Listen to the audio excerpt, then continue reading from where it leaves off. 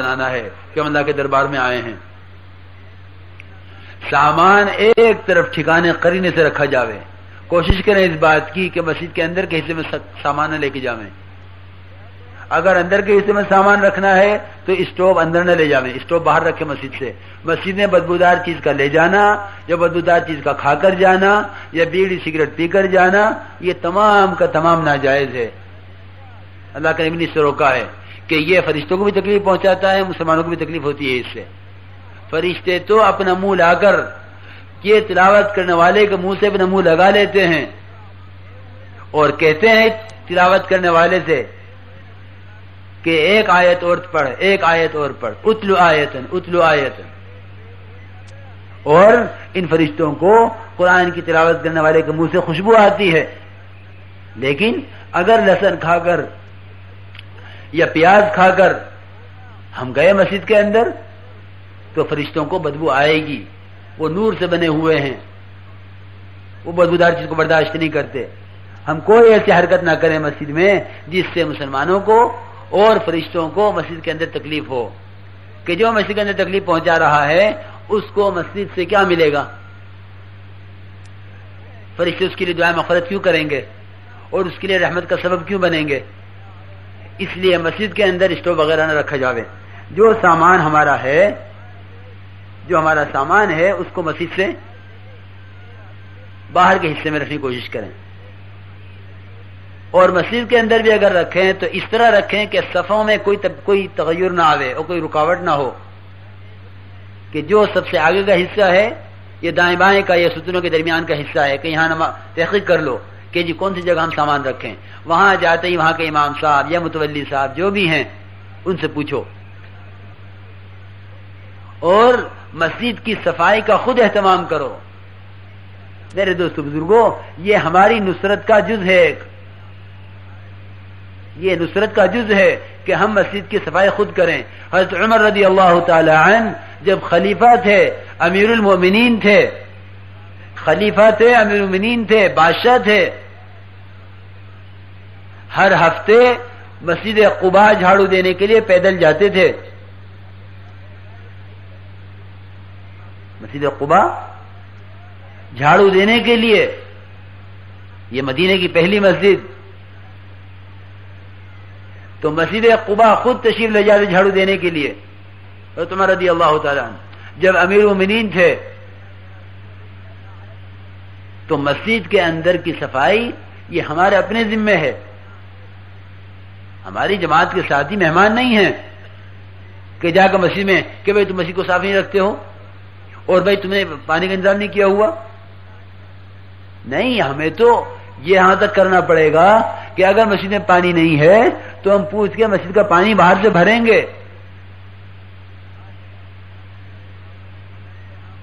بھائی ہم تو, کیونکہ مسجد تو ہر امتی کی جگہ ہے اور یہ اللہ کا دربار ہے, کسی کی ذاتی ملک تو ہے نہیں, یہ کوئی ہوٹل تو ہے نہیں کہ ہوٹل کے ملازم دیکھیں گے اس کو. مسجد کا پنکھا, مسجد کی بجلی, ہر چیز وقف ہے.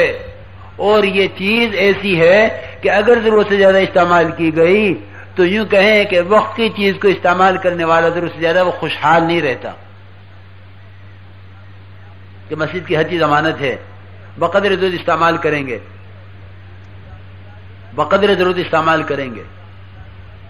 اور اللہ توفیق دے تو یہ بھی ہو سکتا ہے کہ ہم اس مسجد سے جا رہے ہیں, مسجد کا پنکھا, بجلی, پانی استعمال کیا ہے, ہم اس مسجد میں کچھ دیتے جائیں کہ ہماری طرف سے مسجد کے لیے. ہم تو دینے کے لیے نکلے ہیں, لینے کے لیے نہیں نکلے ہیں. تو اس طرح انشاءاللہ جب ہم مسجد کے آداب کی رعایت کریں گے تو پھر مسجد والے بھی ہمارا ساتھ دیں گے اور مسجد بھی ہمارا ساتھ دے گی. مسجد بھی ساتھ دے گی, مسجد والے بھی ساتھ دیں گے. اب تمام ساتھی مسجد میں پہنچے ہیں. اب سب سے اہم کام ہمارا یہ ہے کہ وہاں کے ساتھیوں کی تحقیق کریں کہ بھئی یہاں کون کون ہیں, کون چلے چارمیں لگائے ہوئے ہیں. یوں نہیں کہ ہم اجنبی گئے اور علاقے میں کام کر کے آ گئے. وہاں جو ساتھی وقت لگائے ہوئے ہیں ان سے ضرور ملاقات کریں, تحقیق کریں اس مسجد میں تعلیم کی کس وقت ہوتی ہے, نمازوں کے کیا اوقات ہیں, یہاں لوگ کس وقت آتے ہیں, اور وقت لگائے ہوئے ساتھی کہاں کہاں کن کن گلیوں میں ہیں. تحقیق کریں وہاں جا کر، وہ بتائیں گے آپ کے یہاں وقت لگائے ہوئے ساتھی اس جگہ رہتے ہیں، ان ساتھیوں سے ملاقاتیں کریں. سنو دھیان سے بات، یہ تو ایک آدمی آپ ادھر دیکھنے لگتے ہیں. ہمیں تو جماعت میں اس طرح چلنا ہے جیسا سڑک پہ تانگا چلتا ہے نا. کیوں بھائی؟ ارے سن رہے بات؟ یہ تو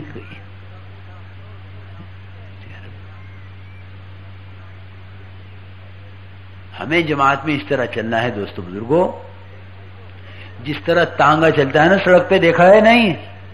ارے تانگا دیکھا کبھی؟ اس کی آنکھوں پہ کیا ہوتا ہے؟ ارے دونوں آنکھوں پہ پٹا لگا ہوتا ہے نہیں کہ دائیں بائیں نہ دیکھے. اگر دائیں بائیں دیکھے گا تو اس کی چال میں فرق آ جائے گا. ہمیں تو یکسوئی کے ساتھ چلنا ہے کہ ہم تو اللہ کے غیر کو اپنے اندر سے نکالنے کے لیے جا رہے ہیں اور چیزوں کا یقین نکالنے کے لیے جا رہے ہیں. اگر چیزوں کی طرف دیکھا اور چیزوں کا یقین کیا تو چیزوں کا یقین اپنے اندر سے نہیں نکلے گا اور اللہ کی ذات کا یقین دل کے اندر نہیں آئے گا. اس لیے اپنی نگاہوں کو قابو میں رکھنا ہے. تو عرض یہ کر رہا تھا کہ وہاں کے مقامی حضرات سے ضرور ملیں اور ان کو ساتھ لیں. اپنے مقامی حضرات کے تعاون کے بغیر کام نہیں ہوگا.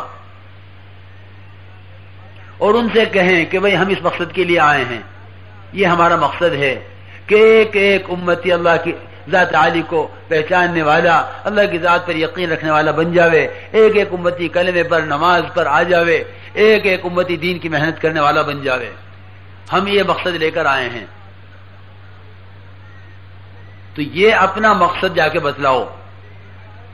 یہ نہیں کہ ان کو تو خبر ہوئے گی کہ تبلیغ کا کام ہے، جماعتیں آیا کرتی ہیں، ان کا ایک کام ہو رہا ہے. ہم جہاں جاویں وہاں اپنے جانے کے مقصد کو رکھیں اور اس طرح رکھیں کہ گویا ہم ان کے محتاج ہیں اپنے کام میں. اس طرح وہ ہمارا ساتھ دیں گے.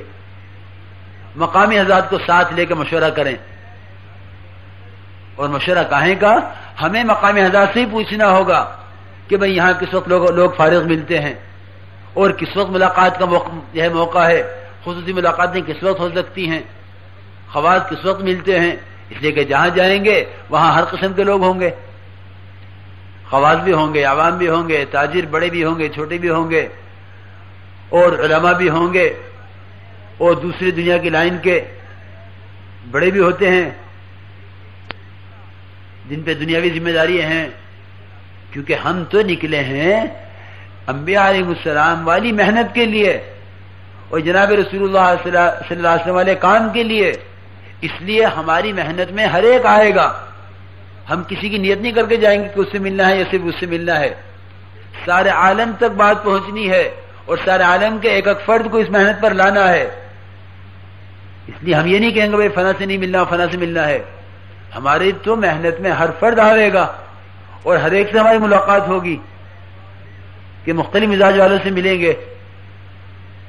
تو وہاں ہم تحقیق کریں اس کی اور مقامی حضرات سے پوچھیں اس کو. اب ان سے پوچھیں گے کہ ہمیں فارغ لوگ اپنے مکانوں پر کس وقت ملیں گے اور زیادہ فارغ لوگ کس وقت ملتے ہیں اپنے کاروبار سے فارغ ہو کے. تو وہ وقت ہمارے گشت کا ہوگا جس میں زیادہ سے زیادہ ہمیں کسی عمل میں اپنی سہولت نہیں دیکھنی ہے کہ مجھے کس وقت آسانی ہے کہ چلو امیر صاحب اس وقت گشت کر لیں، اس وقت موڈ ہو رہا ہے، اس وقت تعلیم کر لیں، اس وقت طبیعت چاہ رہی ہے. یہ نہیں، اپنے لیے نہیں نکلے ہیں صرف، بلکہ ہمیں ساری امت کو اس پر لانا ہے اور خود اس پر آنا ہے. تو محنت کا میدان ہمیں جو ملے گا وہ اپنی سہولتوں کے اعتبار سے نہیں ملے گا. محنت کا میدان تو ہمیں وہاں والوں کی سہولت دیکھنی ہوگی، اپنے کو چاہے اس کے لیے قربانی دینی پڑے